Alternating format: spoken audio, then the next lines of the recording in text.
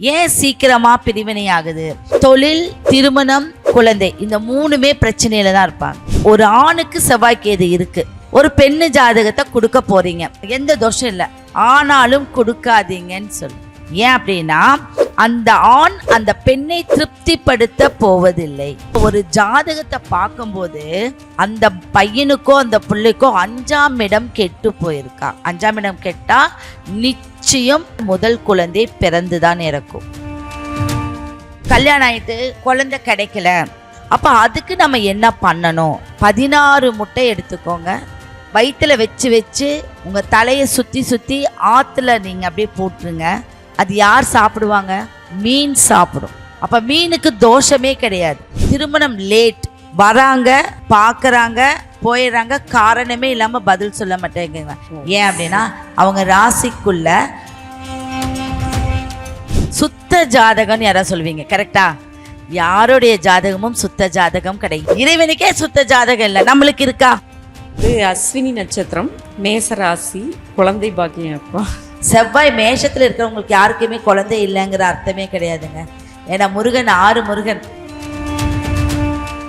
ஒவ்வொரு மனுஷன் லைஃப்லயும் காதல், திருமணம் அப்படின்ற விஷயம் ரொம்ப காமனா நடக்கக்கூடியது தான். ஒவ்வொருக்கும் காதலும் சக்சஸ் ஆகும், திருமணம் லைஃபும் ரொம்ப அழகா போயிட்டு இருக்கும். ஆனா இப்போ இருக்கிற கரண்ட் ஜென்ரேஷன்ல டிவோர்ஸ் கேஸ் ரொம்ப அதிகமாயிட்டே இருக்குது.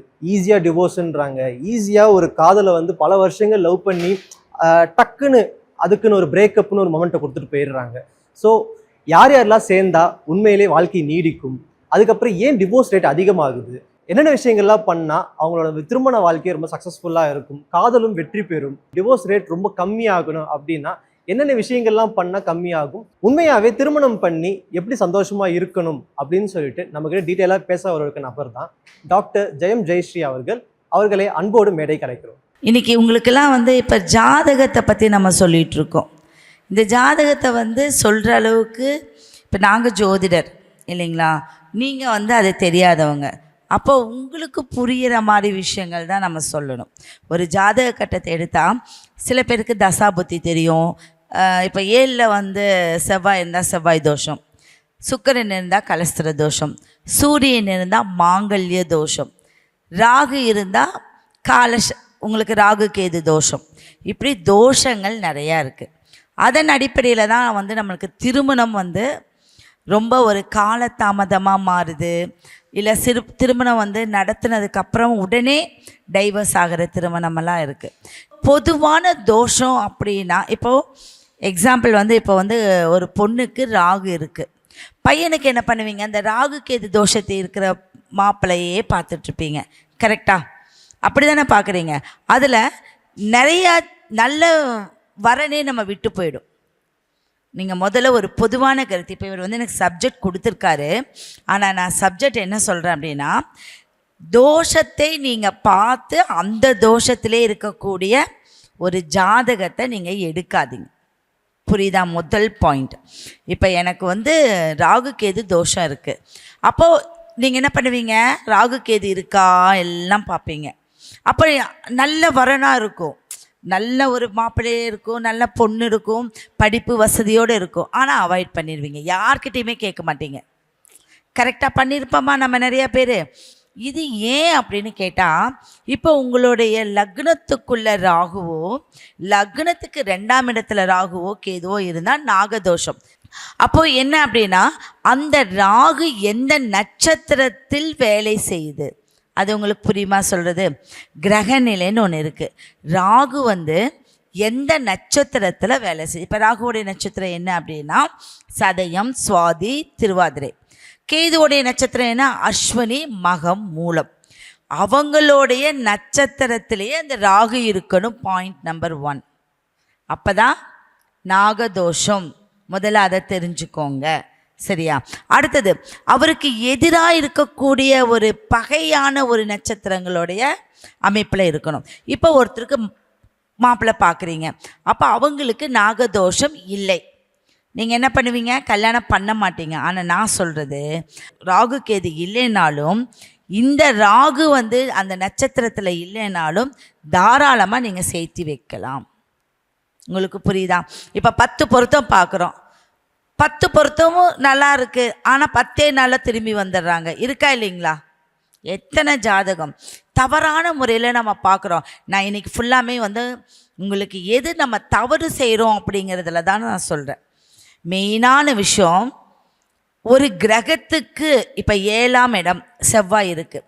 செவ்வாய்க்கு நீங்கள்லாம் அஷ்டவர்க்கம்னு ஒன்று தெரியுமா உங்களுக்கு? உங்கள் ஜாதக கட்டத்தில் அஷ்டவர்க்கம்னு ஒரு கட்டம் இருக்குது. நீங்கள் உங்கள் ஜாதகத்தில் எடுத்து பார்த்தா தெரியும்.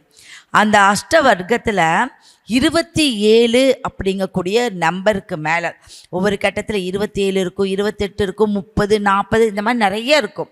அதில் 7ஆம் இடத்துல அதிக பரல்கள், அதுக்கு பேர் பரல்கள்னு சொல்லுவோம், அதிக எண்கள் இருந்து முன்னையும் பின்னையும் 6ஆம் இடத்துலையும் 8ஆம் இடத்தையும் கூட்டி உங்களுக்கு 60க்கு மேலே ஒரு எண்ணிக்கை வந்துருச்சு அப்படின்னா எந்த தோஷத்தையும் நீங்கள் பார்க்க வேண்டாம். ஒன்று. அடுத்தது கலஸ்திர தோஷம். செவ்வாய் இருந்துருச்சு 7ஆம் இடத்துல செவ்வாய், 4ஆம் இடத்துல செவ்வாய், 8ல் செவ்வாய், 12ல் செவ்வாய் இருக்கா இல்லையா உங்களுக்கு?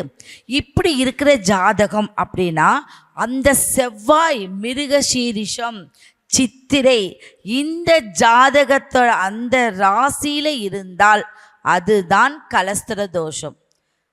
எந்த கிரகம் எதில் இருக்கோ அவருடைய சாரத்திலே இருந்தால் தான் அது தோஷம்னு நீங்கள் எடுத்துக்கணும். சரிங்களா? இப்போ ஒரு பொண்ணுக்கு ஒரு மாப்பிள்ளை பார்க்கணும். அவர் என் பொண்ணை நல்லா வச்சுக்குவாராம், இல்லை என் பையனுக்கு வரக்கூடிய பொண்ணு நல்லா இருப்பாளாம். இப்போ உங்களுடைய ஜாதகத்தில் ஒரு செவ்வாய் இருக்குது, அந்த பொண்ணுடைய ஜாதகத்தில் அதே இடத்துல சுக்கிரன் இருக்கணும், நல்ல ஸ்தானமாக அமைஞ்சிரும். யாருக்கு செவ்வாய் இருக்கோ எதிர்மறையான ஒரு ஜாதகத்துக்கு சுக்கிரன் இருக்கணும், சுக்கிரன் இருக்கிற இடத்துக்கு செவ்வாய் இருக்கணும். இதுதான் நல்ல பொருத்தமான ஒரு இவங்க எப்போவுமே பிரியவே மாட்டாங்க. நோட் பண்ணி பார்த்தீங்கன்னா பிரியவே மாட்டாங்க. செவ்வாய் கேது ஏதாவது ஒரு இடத்துல இருக்குது, எந்த இடத்துல லக்னத்துக்கு எந்த இடத்துல இருந்தாலும் செவ்வாய் கேது நீங்கள் நோட் பண்ணி பார்த்தா போதும். அவங்களுக்கு ஒரு திருமணம் பண்ணுறீங்க அப்படின்னா நிச்சயம் பிரிவினை உண்டு பண்ணும். செவ்வாய் கேது ஒன்றா குழந்தை கிடைக்காது, குழந்தை தாமதமாகும், இல்லை பிரச்சனைகள் அதிகமாயிட்டே இருக்கும். இவங்க எனக்கு கொடுத்த தலைப்பு வந்து ஏன் சீக்கிரமாக பிரிவினை ஆகுது, இந்த காலகட்டத்தில் ஏன் தோஷமான அமைப்பு நிறையா இருக்குது அப்படின்னு நம்ம பார்க்குறோம். நம்ம வந்து ஒரு 5 விஷயத்திலேயே சுழன்றுக்கிட்டே இருக்கிறது தான் இப்போ பிரச்சனை. அப்போ செவ்வாய் கேது அப்படின்னா ஒரு ஆணுக்கு செவ்வாய் கேது இருக்குது, ஒரு பெண்ணு ஜாதகத்தை கொடுக்க போகிறீங்க, தோஷம் கிடையாது. அந்த செவ்வாய் கேது ஏதோ ஒரு இடத்துல இருக்குது, ஆனால் நாகதோஷம் இல்லை, கலஸ்திர தோஷம் இல்லை, எந்த தோஷம் இல்லை, ஆனாலும் கொடுக்காதீங்கன்னு சொல்லு. புரியுதா உங்களுக்கு சொல்கிறது? ஏன் அப்படின்னா அந்த ஆண் அந்த பெண்ணை திருப்திப்படுத்த போவதில்லை, விந்தணுக்கள் பிரச்சனையில் இருக்கும். இப்போ நம்ம குழந்தைகளுக்கு அந்த மாதிரி ஒரு பிரச்சனை இருந்தால் உடனடியாக பார்க்க வேண்டியது ரொம்ப முக்கியம். இப்போ திருமணத்துக்கு பார்க்குறது எல்லாம் 7ஆம் இடத்தை பார்க்குறீங்க. உங்கள் ஜாதக கட்டத்தில் 5, 9ங்கிற இடம் 5ஆம் இடம், 5ங்கிறது தான் சந்தோஷங்கிற இடமே, அதுதான் நம்ம வாழ்க்கையை சந்தோஷமாக்குற இடமே 5 தான். அதை அனுபவிக்கிற இடம் வந்து 9. அப்போ 5ஆம் இடம் பலமாக இருந்தால் உங்களுக்கு குலதெய்வ சப்போர்ட், வாரிசுகள் எல்லாமே வந்துடும். அப்போ ஒரு ஜாதகத்தை பார்க்கும்போது அந்த பையனுக்கோ அந்த பிள்ளைக்கோ 5ஆம் இடம் கெட்டு போயிருக்கா, 5ஆம் இடம் கெட்டால் நிச்சயம் அந்த திருமணத்தை பண்ணக்கூடாது. அப்போ இன்னொரு ஜாதகத்துக்கும் 5ஆம் இடம் கெட்டு போய் இருந்தால் மட்டும்தான் அவங்களுக்கு அது சேரும், இல்லை குரு பார்வை இருக்கணும். உங்களுக்கு நான் புரிஞ்சுதான் நான் சொல்கிறது? இதுக்கு பேர் பாலாரிஷ்ட தோஷம் அப்படின்னு சொல்லுவாங்க. 5ஆம் இடத்துல குரு இருந்தால் குழந்தை தாமதம், செவ்வாய் இருந்தால் குழந்தை, 5ஆம் இடத்துல எந்த கிரகம் இருந்தாலும் தாமதம்னு சொல்லுவாங்க. அதே 5ஆம் இடத்துல சனி பகவானும் மாந்தியும் இருந்தால் முதல் குழந்தை பிறந்து தான் இறக்கும். புரிஞ்சுதுங்களா? அப்போ அதைய வச்சு நம்ம வந்து அவங்களுக்கு தீர்மானம் பண்ணி அந்த பொருத்தத்தை நம்ம சேர்த்திக்கணும். இப்போ வந்து சூரியனோ சந்திரனோ 12 இல்லை 1, 5, 9 இல்லை 2 இந்த மாதிரி இடத்துல எல்லாம் இருந்து அதை குரு பார்த்தால் சொர்க்கமயமான ஒரு வாழ்க்கை அமையும். நல்லா நோட் பண்ணிக்கோங்க. இன்னொரு பாயிண்ட் எடுத்திங்கன்னா குரு சுக்கிரன் இவங்க 2-12 இருந்து, அதே பார்த்திங்கன்னா சூரியனும் சந்திரனும் 5-9 இருந்து இன்னொருத்தருடைய ஜாதகம் இருக்கு இல்லையா, நம்ம சேர்த்தக்கூடிய ஒரு திருமண ஜாதகம், அந்த ஜாதகம் இவங்க இருக்கிற இடத்துல ஏதாவது ஒரு இடத்துல செவ்வாய் இருந்துச்சுன்னா அவங்க சொர்க்கமயமான ஒரு வாழ்க்கையில் இணை பிரியாதவர்கள். இப்போ நீங்கள் பார்க்கலாம், ஹஸ்பண்ட் ஒய்ஃப் எப்போவும் சந்தோஷமாக இருக்காங்க எப்படின்னு இந்த கட்டத்தில் வச்சு நீங்கள் பார்த்துக்கலாம். அப்போ இந்த 4 கிரகங்கள் இருக்கிற இடத்துல செவ்வாய் இருந்தால் மற்றவருக்கு நல்ல ஒரு வரன் அமையறதுக்கு வாய்ப்பு இருக்குது. அதே லக்னத்தில் மாந்தி இருக்குன்னு வச்சுக்கோங்க. மாந்தியெல்லாம் உங்களுக்கு தெரியுமா என்னென்னு? குளிகன்னு சொல்கிறோம் இல்லையா, யாருமே அந்த மாந்திங்கிற கட்டத்தை எடுக்கிறதே இல்லை. நிறைய பேர் மலையாளிஸ் தான் பார்க்குறாங்கன்னு சொல்கிறாங்க. நிச்சயம் நம்ம ஒவ்வொரு கட்டத்தில் நம்மளுடைய ஜாதகத்தில் மாந்தி இருக்கும். இந்த மாந்திங்கிற ஒரு கிரகம் இருந்த 1-2 இருந்தால் அவர்களுக்கு இளைய திருமணம், மாந்தி இருந்தால் இளைய திருமணம் அப்படின்னு சொல்கிறோம். அடுத்தது பார்த்திங்கன்னா 5-7-9 5-7-9 இந்த இடத்துல சுக்கிரனோ செவ்வாயோ இருந்துருச்சு அப்படின்னாலும் இந்த 16 வயசு 20 வயசுல இருக்கு இல்லைங்களா, அந்த வயசில் திருமணம் நடந்துடும். இதெல்லாமே இருக்குது. இப்போ அதனால தான் சொன்னேன், இப்போ இதெல்லாம் தோஷம் சொல்கிறோம். இதெல்லாம் உங்கள் ஜாதகத்தில் உங்களுக்கு தெரியணும். தெரிஞ்சாதான் அது கரெக்டாக இருக்கா இல்லையான்னு தெரியும். இன்றைக்கி நான் சொல்ல நேரம் மூல நட்சத்திரம், ஞாயிற்றுக்கிழமை, சூரியனுடைய ஆதிக்கம், சூரியன் கேதுவோடைய ஆதிக்கம். சூரியனா உயர்வு, கேதுனா தடங்கள். இங்கே உட்கார்ந்துருந்தாங்க இல்லையா, இங்கே இருக்கிறவங்களும் சரி இங்கே உட்கார்ந்து போனவங்களும் தொழில், திருமணம், குழந்தை இந்த 3மே பிரச்சனையில் தான் இருப்பாங்க. தொழில், குழந்தை, திருமணம் பயங்கர மன வருத்தத்துலேயும் மன அழுத்தத்துலேயும் இருக்கிறவங்க.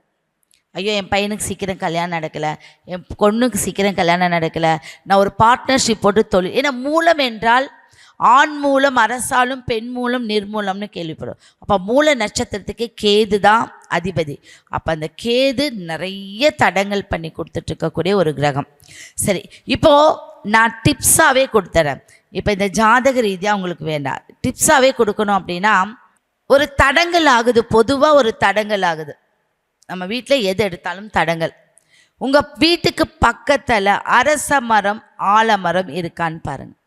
அதில் சார்ந்த கோயில் இருந்தாலும் ரொம்ப ரொம்ப நல்ல விஷயம். அந்த மரத்து சார்ந்த கோயில் இருந்தால் அந்த விக்கிரகத்துக்கு தண்ணி ஊற்றிட்டு வாங்க. இல்லை அந்த மரத்துக்கு மட்டும் 48 நாள் தண்ணி ஊற்றிட்டு வாங்க, உங்கள் காரியம் சக்ஸஸ் ஆகும். ஏன் அப்படின்னா எல்லாம் லாஜிக்குன்னு கேட்பாங்க இல்லையா, என்ன லாஜிக் அப்படின்னு. அரச மரம், ஆலமரம், அரசனை போல் வாழ வேண்டும் என்றால் அரச மரம், ஆழமாக நம்ம ரொம்ப பலமாக இருக்கணும்னா ஆலமரம். இந்த 2 மரத்தடியில் மட்டும்தான் ரோமானியர்களும் கிரேக்கர்கள் இந்த காலத்தில் அத்தனை விஷயங்களும் நம்மளுக்கு அங்கே இருந்தது. வணிகம் செஞ்சோம், வியாபாரங்கள் செஞ்சோம், தங்கம், வெள்ளி, வைடூரியம் எத்தனையும் அங்கே தான். அதே மாதிரி தீர்ப்பும் அங்கே தான் கிடச்சிது. அந்த மரத்துக்கு நீங்கள் தண்ணி ஊற்றிட்டு வரும்போது என்னாகும், அந்த மரம் குளுமை அடையும், வளர்ச்சி ஆகும். நிச்சயம் என்னோடய கஸ்டமர்ஸ் எல்லாம் சொல்கிறாங்க, நான் 48 நாள் தண்ணி ஊற்றிட்டு வந்தேங்க. நான் அது பெருசாக நம்பலை, ஆனால் நீங்கள் சொன்னீங்கன்னு செஞ்சேன், நிச்சயம் எனக்கு நல்லா இருக்கு. இதை அவங்க சொல்கிறாங்க. அதே மாதிரி காலையில் எந்திரிச்ச உடனே நம்ம முகம் கைகால் கழுவிட்டு, குளிக்கணும்னு கூட கிடையாது, முகம் கைகால் கழுவிட்டு நம்மளுடைய சமையல் அறையில் ஒரு சின்ன மஞ்சள் பிள்ளையார் பிடிங்க. ஒரு சின்ன மஞ்சள் பிள்ளையார். அந்த மஞ்சள் பிள்ளையார் அந்த நாள் பூரா உங்கள் வாழ்க்கையை நல்ல வளமாக்கிடும். அதே மாதிரி பார்த்திங்கன்னா அந்த வெத்தலை இருக்கு இல்லையா, வெத்தலையில் நிறைய நரம்புகள் இருக்குது. பெருமாளுடைய அம்சம் வெற்றிலை, அவதார புருஷன்னு சொல்லக்கூடிய அந்த பெருமாள் கோயிலேருந்து நம்ம சொல்லிகிட்ருக்கோம். அந்த வெற்றிலை மேலே வைத்து உங்களுடைய சின்ன மஞ்சள் பிள்ளையார் பிடித்து அடுத்த நாள் காலையில் அதை எடுத்து தண்ணியோடு கரைச்சி நீங்கள் செடிக்கு ஊற்றிட்டு வாங்க. நினைத்த காரியம் நடக்கலைன்னா நீங்கள் ஃபோனே பண்ணலாம், சரிங்களா? இப்படி 48 நாள் செய்தால் 21 வம்ச பலன் சாபம் இருக்கலாம் இல்லையா, நம்மளுக்கு வழிமுறை சாபம், இந்த சாபங்கள் தீர்ந்துடும். ஏன்னா குரு பகவானுடைய அருளாற்றல் இருந்து அனைத்து சாபங்களும் தீருமா. அப்போ தடங்கல் பட்ட திருமணம் அத்தனையுமே நம்மளுக்கு நிறைவேறக்கூடிய ஒரு ஆற்றல் அங்கே இருக்குது. சரி, அடுத்தது யாருக்காவது திருமணம் லேட், 30 வயசு ஆகுது, என் குழந்தைக்கு திருமணம் நடக்கலை, வராங்க, பார்க்குறாங்க, போயிடுறாங்க, காரணமே இல்லாமல் பதில் சொல்ல மாட்டேங்கிறா, இருக்கா இல்லைங்களா சார்? நிறைய பேர் இருக்காங்க. எத்தனை குடும்பங்கள் அந்த மாதிரி இருக்குது. அந்த காரணமே தெரியாத விஷயங்கள் ஏன் அப்படின்னா, நம்ம அது ஜாதக ரீதியாக இருக்கிறத விட நம்ம ஜாதகத்தில் 9ஆம் அதிபதி, உங்கள் ஜாதக கட்டத்தில் எடுத்து பார்த்தீங்கன்னா 9, அதில் சனி பகவானோ ராகு பகவானோ செவ்வாய் கேது இவங்க இருந்தால் இந்த அமைப்பு தான் அந்த வீட்டில் இருக்கும். 3 தலைமுறையில் யாருக்காவது திருமணமே ஆகாமல் இருக்கும், குழந்தையே இல்லாமல் இருக்கும், இல்லை உடனே பிரிவினை இருக்கும். இது இருந்தே தீரும். புரியுதா உங்களுக்கு? 9ங்கிறது பாக்கியஸ்தானம். அப்போ நம்ம என்ன பண்ணணும் அப்படின்னா, சப்த கன்னியர்களை வழிபட வேண்டும். சப்த கன்னியர்கள் தான் நம்ம வாழ்க்கைக்கு ரொம்ப ரொம்ப மிக உயர்ந்த ஒரு பலன் அளிக்கக்கூடியவங்க. அப்போ இந்த சப்த கன்னியர்களை எப்படி வழிபடுவது? இப்போ நாங்கள் ஒரு பூஜை செய்கிறவங்ககிட்ட போய் நம்ம கேட்குறதா, இல்லை நம்ம எங்கே போய் யார் ஒரு ஐயர் நம்மளுக்கு செஞ்சு கொடுப்பாங்களா? இதெல்லாம் எதுவுமே கிடையாது. அந்த காலத்தில் கந்தர்வ திருமணம்னு சொல்லுவாங்க, கேள்விப்பட்டிருக்கீங்களா? கந்தர்வ திருமணம், மாடியில் இருப்பாராம் இளவரசன், தேவதை வருவாங்களாம், உடனடி திருமணம். இந்த திருமணம் தான் அந்த சப்த கன்னியர்களுடைய முறை. அப்போ நீங்கள் என்ன பண்ணுங்க அப்படின்னா, ஒவ்வொரு பௌர்ணமி அன்னைக்கும் 7 பிள்ளையார் பிடித்து ஒரு தலவாழை இலையில வச்சு 7 விளக்கேற்றி 7 பெண் குழந்தைகளுக்கு அன்னதானம் இட்டுவாங்க. ஒரு தலவாழை இலையில யாருக்காவது உங்கள் குழந்தைக்கு மாங்கல்ய தோஷம் இருக்குது, நாகதோஷம் இருக்குதுன்னு உங்களை சொல்லியிருந்தாங்க அப்படின்னா, பௌர்ணமி மொத்தம் 7 பௌர்ணமிக்கு செய்யணும். தலவாழை இலை விரித்து 7 பிள்ளையார் வெத்திலையில் வச்சு 7 விளக்கு ஏற்றி, வாழைப்பூ இருக்கு இல்லைங்களா, வாழைப்பூ தோஷத்தை நீக்கக்கூடிய பூ. யாருக்காவது தெரியுமா? வாழைப்பூ எலுமிச்சம்பழம் தானே சுற்றி போடுவோம், பூசணிக்காய் சுற்றி போடுறத பார்த்துருக்கீங்க இல்லையா? ஆனால் வாழைப்பூ மாதிரி ஒரு தோஷ நிவர்த்தி எதுவுமே கிடையாது. அது வாழைப்பூ வச்சு ஒரு பெண் பிள்ளையோ ஆண் பிள்ளையோ 27 முறை சுற்றி வந்தால் நிச்சயம் அந்த குடும்பத்தில் சுபிக்ஷம் நடக்கும், தோஷம் நிவர்த்தி. அப்போ இந்த பௌர்ணமி அன்னைக்கு வாழைப்பூவையும் வைத்து ஒரு பிரார்த்தனை பண்ணி, மங்கள சண்டிகா அவங்க தான் மங்களத்தை உண்டாக்கக்கூடிய தேவி. அந்த தேவி யாருன்னு தெரியலனாலும் பரவாயில்ல, மங்கள சண்டிகாய நமக, இவ்வளோதான்.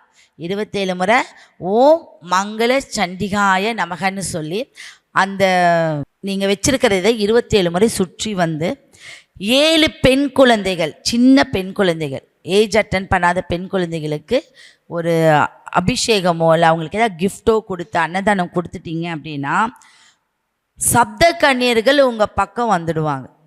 9 மாதம் இல்லாட்டி 7 மாதம் பண்ணிவிட்டு உங்களுக்கு பொண்ணு அமையலை, மாப்பிள்ளை அமையலைன்னா கேளுங்க. இப்போ இன்னொரு விஷயம், நம்மளுடைய குழந்தை பிறந்திருக்கு இல்லையா? இப்போ நம்மளுக்கு குழந்தை பிறந்திருக்கும், இந்த குழந்தை ஒரு மாதத்தில் பிறந்திருக்கும், ஏதாவது சித்திரையிலேருந்து பங்குனிக்குள்ளே ஒரு மாதத்தில் பிறந்திருக்கும். உங்கள் ஜாதகத்தை எடுத்துக்கோங்க. இப்போ நீங்கள் ஒரு தாய், உங்களுடைய குழந்தை, உங்களுடைய குரு எங்கே நிற்கிறாருன்னு பாருங்கள்.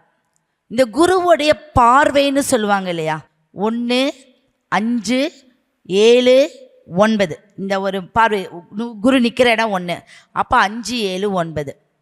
இந்த 5 எங்கே விழுகுது, 7 எங்கே விழுகுது, 9 எங்கே விழுகுதோ அந்த மாதத்தில் தான் உங்கள் குழந்தை பிறந்திருக்கும்.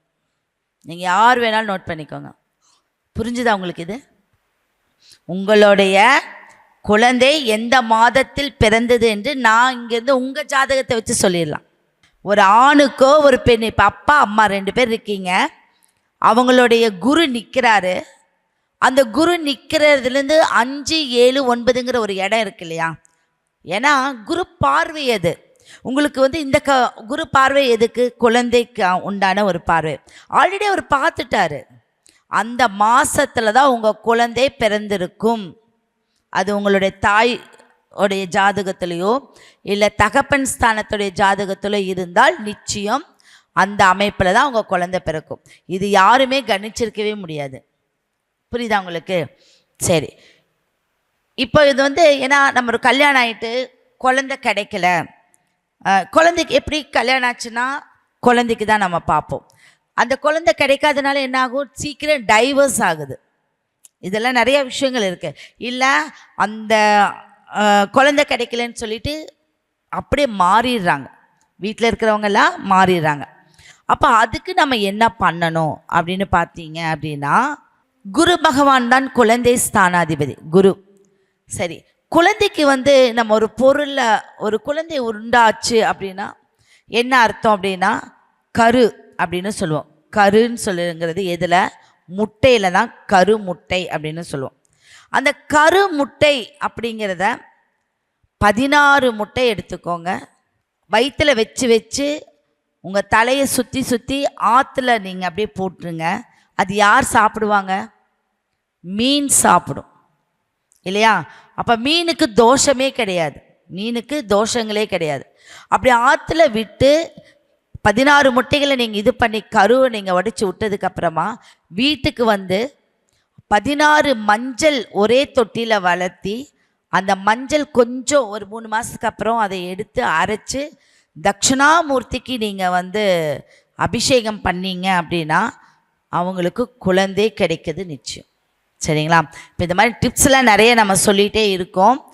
இப்போ வந்து ஜாதகப்படி பார்த்திங்கன்னா பிரிவு அப்படிங்கிறது நீங்கள் தோஷத்தை மட்டும் பார்த்துக்கிட்டு, அந்த தோஷத்தில் வந்து செவ்வாய் இருந்துச்சுன்னா செவ்வாயவே பார்க்கணும் அப்படின்னு அவசியம் இல்லை. அந்த ஜாதகத்துடைய செவ்வாய் எந்த நட்சத்திரத்தில் வேலை செய்யுதுங்கிறத பார்க்கணும். அதே மாதிரி ராகு இருந்தாலும் எந்த நட்சத்திரத்தில் வேலை செய்யுதுன்னு பார்க்கணும். கால சர்ப்ப தோஷம் இருந்தால், கால சர்ப்பம்னா ராகு கேதுக்குள்ளே எல்லா கிரகங்களும் அடங்கியிருந்தால் காலசர்ப்பம். அந்த தோஷத்தில் யார் இருந்தாலுமே 32 வயசுக்கு மேலே தான் முன்னேற்றம். இளம் வயதில் திருமணம் நடந்தாலும் 32 வயசுக்கு மேலே தான் முன்னேற்றம். அதில் எந்த ஒரு மாற்றமும் கிடையாது. இதெல்லாம் நீங்கள் பார்க்குறது ரொம்ப ரொம்ப முக்கியமான விஷயம். ஏன்னா இன்றைக்கி வந்து நம்ம போட்ட டைமிங் வேறு, கொடுத்த டைமிங் ரொம்ப லேட் ஆகிடுச்சு. என் பேர் ஜெயம் ஜெய்ஸ்ரீ. என்னுடைய நம்பர் 9944555797. உங்கள் சந்தேகங்கள் இருந்தால் இந்த நம்பருக்கு கால் பண்ணுங்கள். உங்களுக்கு ஏதாவது டவுட் இருக்கா? உங்களுக்கு உபயோகமாக இருந்ததா இந்த தகவல்களை எல்லாமே? ரேவதி நட்சத்திரம், மீன ராசி. ஓகே, கேள்வி என்ன உங்களோடது? எப்போ நடக்கும் கல்யாணம்? சுத்த ஜாதகம். திருமணம் எப்போ? யாருக்கு? உங்கள் மகளுக்கு. இன்னைக்கு நான் இப்போ சொன்னேன் இல்லையா, இங்கே உட்காந்துட்டு இருக்கல மூல நட்சத்திரம், எல்லாத்துக்கும் லேட்டாக திருமணம் இல்லாட்டி இது அதை பற்றி தானே கேள்விகள் இருக்கும் அப்படின்னு. ரேவதி நட்சத்திரம் மீன ராசி, அது வந்து மோட்ச ராசி, 12ஆம் இடம் அப்படின்னு சொல்லுவாங்க. லக்னம் ஏதாவது உங்களுக்கு தெரியுமா? சிம்ம லக்னம். 1 வருஷமா 1.25 வருஷமா வராங்க, பார்க்குறாங்க, பேசுகிறாங்க, பதில் சொல்ல மாட்டேங்கிறாங்க. இப்போதான் ஸ்டார்ட் பண்ணியிருக்கீங்களா? ஆமாம், இப்போதான் ஸ்டார்ட் பண்ணுறது நவம்பர் மாதத்துக்கு மேலே ஸ்டார்ட் பண்ணுங்க. ஏன் அப்படின்னா அவங்க ராசிக்குள்ள வந்து கேது பகவான் பயிற்சி இருக்கு இல்லையா, அந்த பயிற்சி ஆனதுக்கப்புறம் நீங்கள் பார்க்கும்போது என்ன அப்படின்னா ஈஸியாக முடியும். இப்போ கண்ணுக்கு பக்கத்தில் இருந்தாலும் நம்மளுக்கு வராது. ஆனால் நல்ல இப்போ அங்கே வந்து சனி பகவான் இருக்கார், அதை வந்து 12 வருஷத்துக்கு ஒரு முறை வரக்கூடிய குரு பகவான் பார்க்குறாரு. அந்த சிறப்பு இப்போ யாருக்குமே கிடையாது. அப்போ நல்ல வரன் கிடைக்கும். நீங்கள் கவர்மெண்ட் சார்ந்த வரணும், இல்லை நல்ல ஒரு ஹை பொசிஷனில் இருக்கக்கூடிய வரணும் தேடிட்டு இருக்கீங்க, சரிங்களா? நிச்சயம் கிடைக்கும். இன்னொன்று வந்து அஸ்வினி நட்சத்திரம், மேசராசி, குழந்தை பாக்கியம். இப்போ நான் சொன்ன 3மே வந்துருச்சு பார்த்தீங்களா? அஸ்வினி நட்சத்திரம் மேசம். இன்றைக்கி அஸ்வினி மேச ராசி அப்படிங்கிறது வந்து குரு பார்வை அப்படி இல்லை. ஆனால் குரு பகவானுக்கு 10 கர்மாஸ்தானத்தில் இருக்குது. உங்களுடைய கணவர் வழியில் நிறையா பேர்த்துக்கு குழந்தை இல்லாமல் இருக்கா? இல்லை, இது அக்கா பொண்ணுக்கு. உங்கள் அக்காவை அதான் அப்படியெல்லாம் அந்த மாதிரி யாரும் இல்லை. அக்கா பொண்ணுக்கு என்ன அப்படின்னா கேது பயிற்சி நடக்கணும், ராகு கேது இடம் மாறணும், சனி பகவான் வக்கரத்துலேருந்து நிவர்த்தி ஆகணும். அதுக்கப்புறம் அவங்க முயற்சி பண்ண சொல்லுங்கள். பிரார்த்தனை ட்ரீட்மெண்ட் மூலியமாக தான் கிடைக்கும். 3 வருஷம் ஆச்சா 5 வருஷம் ஆச்சா? இல்லை, 1 வருஷம் தான். அப்புறம் என்ன விடுங்க. ஆனால் பிரார்த்தனை மூலியமாக கிடைச்சிடும், நிச்சயமாக கிடைக்கும். செவ்வாய் மேஷத்தில் இருக்கிறவங்களுக்கு யாருக்குமே குழந்தை இல்லைங்கிற அர்த்தமே கிடையாதுங்க. ஏன்னா முருகன் 6 முருகன் சரிங்களா? யாருமே நீங்கள் பார்த்தீங்கன்னா மேச ராசிக்கெல்லாம் குழந்தை இல்லைன்னு யாருமே சொல்ல மாட்டாங்க.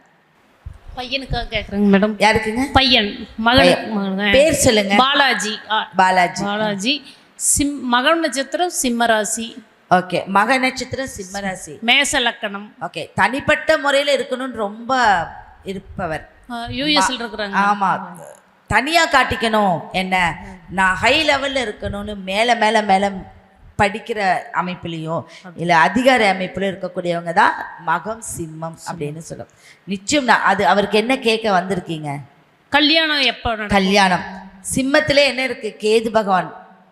நிச்சயமே நவம்பர். இப்போ யாரெல்லாம் கல்யாணம் கேட்குறீங்களோ அது சிம்மமாக இருந்துச்சுன்னா, சிம்மம்னா என்னென்னா உயர்வு. அங்கே இருக்க கேது பயிற்சி ஆனாதான், நான் சொன்னல திருமணம்னா 5ஆம் பாவத்தை பார்க்கணும்னு சொல்லியிருக்கேன். அந்த 5ஆம் பாவத்தை தான் பிடிச்சு வச்சிருக்குது, அது கேது பிடிச்சு வச்சிருக்கு. அதனால தொழிலில் நல்லா வந்துட்டே இருப்பார். திருமணங்கும் போது அந்த நவம்பருக்கு மேலே பார்த்தா டக்குன்னு முடிஞ்சிடும். Okay madam, thanks madam. Okay. பாலாஜிக்கு H1B விசா எப்போ கிடைக்குங்கிறது தான். அவங்க அமேசானில் H1B மார்ச்சில் போடுவாங்களாமா. லாஸ்ட்டாக அது ஒரு தடவை வந்து கேன்சல் ஆயிடுச்சாமா. 2 தடவை இதாயிடுச்சுங்க. இது 3ஆவது டைம். இப்போ எப்படி சொன்னேன்னு தெரியுமாங்க சார் ஏன் கேன்சல் ஆயிடுச்சா அப்படின்னு? மூலம்னாவே கெடுக்கிறது தான். அப்போது இவருக்கு டிசம்பர் மேலே ட்ரை பண்ணுங்க. இப்போ வந்து எப்படி இருந்தாலும் கிடைச்சிடும், அதில் மாற்றமே கிடையாது. ஒரு தடவைக்கு 2 டைம் அவருக்கு கேன்சர், 3ஆம் டைம் கண்டிப்பாக கிடைச்சிடும். அவர் என்ன பண்ணணும், அவருக்காக நீங்கள் என்ன பண்ணணும்னா, குலதெய்வ கோயிலில் போய் ஒரு பொங்கல் இட்டு சர்க்கரை பொங்கல் வச்சு நீங்கள் பிரார்த்தனை பண்ணிவிட்டு வஸ்திர தானம்னு சொல்லுவாங்க. ஆணாக இருந்தால் வஸ்திரம், பெண்ணாக இருந்தால் புடவை தானம் பண்ணிட்டு வாங்க, நிச்சயம் கிடைச்சிடும். அதே மாதிரி கடல் சார்ந்த இடத்துக்கு போய் ஒரு பிரார்த்தனை பண்ணிட்டு வாங்க, அவர் கடல் கடந்த இடத்துல நல்ல ஒரு அமைப்போடு இருப்பார். எங்க மேடம் அந்த வஸ்திர தானம் யாருக்கு கொடுக்கணும்? சுவாமிக்கு கொடுங்க. நீங்கள் பெரியவர்களுக்கு மூத்தவர்களுக்கு கூட கொடுக்கலாம். எல்லா விஷயத்துக்கும் ஒரு தீர்வுன்னு ஒன்று இருக்குது. இறைவன் அருளால் தீர்வு இல்லாத ஒரு விஷயமே கிடையவே கிடையாது. ஒவ்வொரு நாளும் ஒவ்வொரு அமைப்பு. எல்லா ஜாதகமும் யோக ஜாதகம்தான். அதில் வந்து யோகம் இல்லாத ஜாதகம் அப்படிங்கிறது கிடையாது. அப்புறம் இன்னொரு விஷயம், ஒரே விஷயம், சுத்த ஜாதகம்னு யாராவது சொல்லுவீங்க, கரெக்டா? யாருடைய ஜாதகமும் சுத்த ஜாதகம் கிடையாது. இறைவனுக்கே இல்லாத போது நம்மளுக்கு எங்கே இருக்குது? இறைவனுக்கே சுத்த ஜாதகம் இல்லை, நம்மளுக்கு இருக்கா? அப்படிங்கிறது அதில் அந்தந்த இடத்துல கிரகத்தில் ஒரு கிரகம் இல்லைன்னா 7ல் கிரகம் இல்லை, 2ல் இல்லை. இதை தான் நம்ம சொல்கிறோம் இல்லையே, சுத்தமான ஜாதகம்னு கிடையாது. ஏதோ ஒரு குறை இருந்து கொண்டே இருக்கும். அது இறைவன் அடியில் வைத்தால் நிச்சயம் ஒரு பலன் கிடைக்கும். சரிங்களா? அது ஸ்ரீனிவாச பெருமாள்னா திருமணத்துக்கே உகந்த பெருமாள். இங்கே வந்தும் பிரார்த்தனை பண்ணிக்கோங்க. சரியா? நன்றிமா. டிவைன் தமிழ் சார்பாக மேமுக்கு ஒரு நினைவு பரிசு.